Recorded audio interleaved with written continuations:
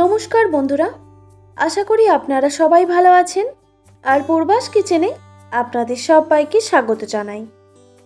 আজকে আমি আপনাদের সঙ্গে শেয়ার করব মুগ কালিয়া, যেটা ভাত, রুটি, পরোটার সঙ্গে অসাধারণ লাগে। কিংবা যে কোনো নিরামিষ দিনেই এই রকম একটি রেসিপি থাকলে এক থালা ভাত নিমেষেই ফুরিয়ে যায়। আশা করি আজকের রেসিপি আপনাদের ভালো লাগবে। তো চলুন বন্ধুরা, আজকের রেসিপিটি শুরু করা যাক। প্রথমে আমি হাফ কাপ মুগ ডাল শুকনো কাঠখোলায় ভেজে নেব। ডাল ভাজা হয়ে গেছে, দেখুন এরকম হালকা ব্রাউন কালার এসে গেছে আর একটা সুন্দর গন্ধও বেরিয়েছে।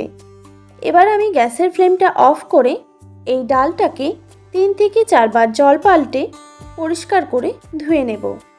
তারপর ওই কড়াইতেই দিয়ে দিলাম 2 টেবিল চামচ সর্ষের তেল। আপনারা চাইলে কিন্তু সাদা তেল দিয়েও রেসিপিটা বানাতে পারেন। তেলটা গরম হয়ে আসলেই একটা বড় সাইজের আলু এইভাবে আমি কেটে নিয়েছিলাম।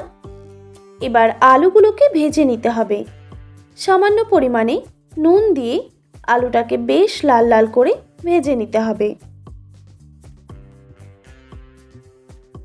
আলুগুলো ভেজে নিয়েছি, এবার তুলে নিচ্ছি।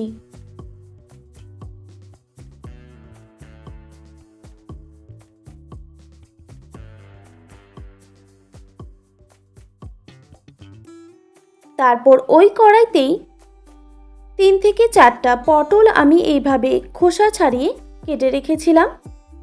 এবার পটলগুলোকেও ভেজে নিতে হবে। দিয়ে দিলাম সামান্য পরিমাণে নুন আর হলুদের গুঁড়ো। নুন হলুদ দিয়ে পটলটাকে খুব ভালোভাবে ভেজে নিতে হবে। পটলগুলো ভাজা হয়ে গেছে, এবার তুলে নিচ্ছি।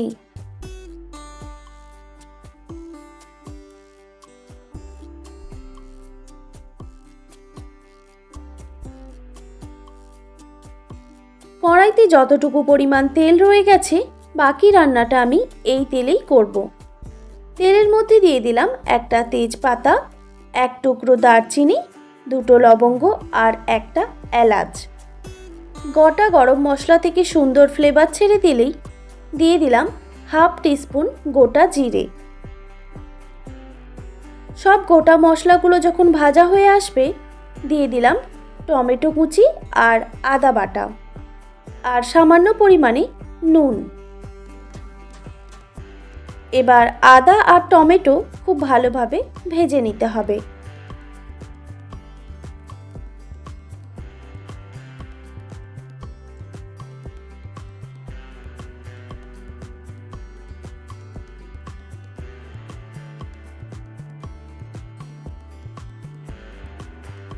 আদা আর টমেটো খুব ভালোভাবে ভাজা হয়ে গেছে। এরপর আমি গুঁড়ো মশলা অ্যাড করব। দিয়ে দিলাম হাফ টিস্পুন হলুদের গুঁড়ো, হাফ টিস্পুন জিরে গুঁড়ো আর হাফ টিস্পুন কাশ্মীরি লঙ্কার গুঁড়ো। এটা আমি কালারের জন্য ইউজ করেছি, আপনারা চাইলে এটা স্কিপও করে দিতে পারেন।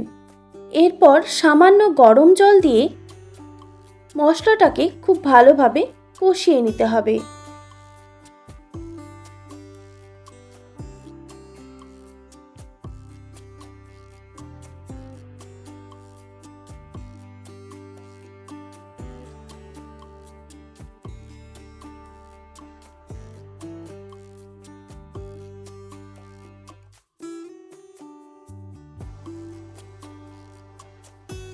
মশলাটা খুব ভালোভাবে কষানো হয়ে গেছে।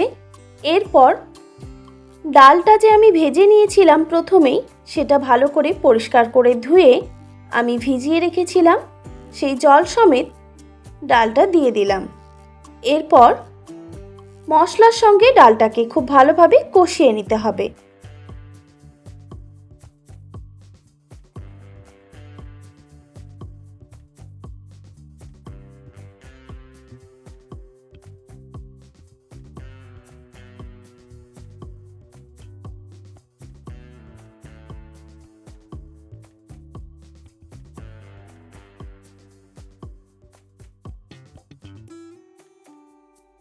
প্রায় 1 থেকে 1.5 মিনিট টাইম নিয়ে আমি ডালটাকে মশলার সঙ্গে কষিয়ে নিয়েছি।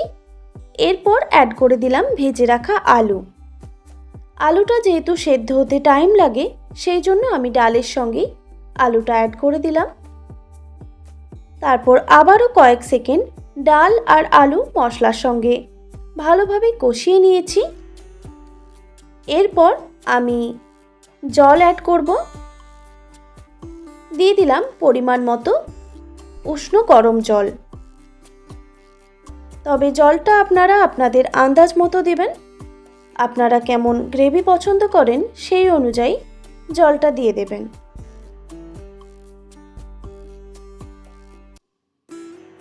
এরপর একটা ঢাকনা দিয়ে আমি ঢেকে দেব প্রায় 2 থেকে 3 মিনিটের জন্য।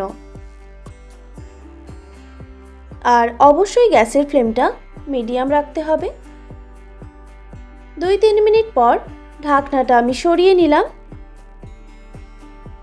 ডাল আর আলু পুরোপুরিভাবে সেদ্ধ হয়ে গেছে। ডালটা ঠিক কতটা সেদ্ধ হয়েছে আপনাদের দেখিয়ে দিচ্ছি। এই রান্নাতে ঠিক এই রকম ডালটাই আমাদের লাগবে। এরপর জলটাকে একটু শুকিয়ে নেব, সেই জন্য গ্যাসের ফ্লেমটা এখন হাই করে দিলাম।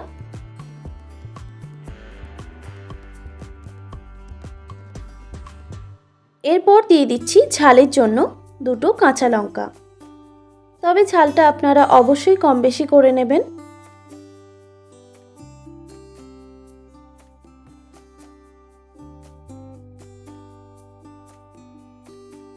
জলটা যখন এই রকম শুকিয়ে আসবে, এই স্টেজে দিয়ে দিলাম ভেজে রাখা পটল।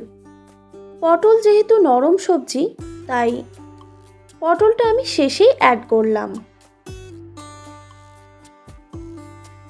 তারপর আবারও ভালো করে সব কিছু নাড়াচাড়া করে বেশ কিছুক্ষণ রান্না করে নেব।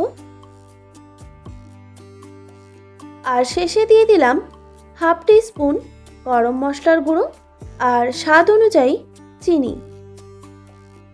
যে কোনো নিরামিষ রান্নাতে চিনি ব্যবহার করলে এর স্বাদ কিন্তু দ্বিগুণ হয়ে যায়। আর দিয়ে দিলাম 1 টেবিল চামচ ঘি। তারপর আবারও সব উপকরণগুলোকে ভালো করে নাড়াচাড়া করে মিশিয়ে নিলাম।